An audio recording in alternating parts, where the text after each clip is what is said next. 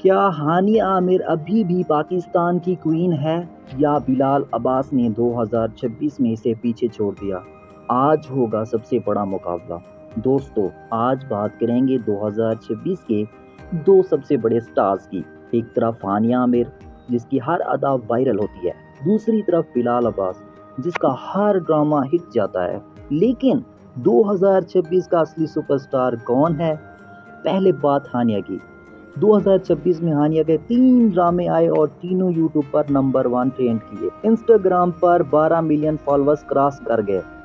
Brands کی first choice Hania ہی ہے۔ Fashion ہو یا ایکٹنگ، ہانیہ ہر جگہ دھوم مچا دی۔ اب بلال عباس کو دیکھو، 2026 کا سب سے زیادہ ایوارڈ جیتنے والا ایکٹر بلال ہی بنا۔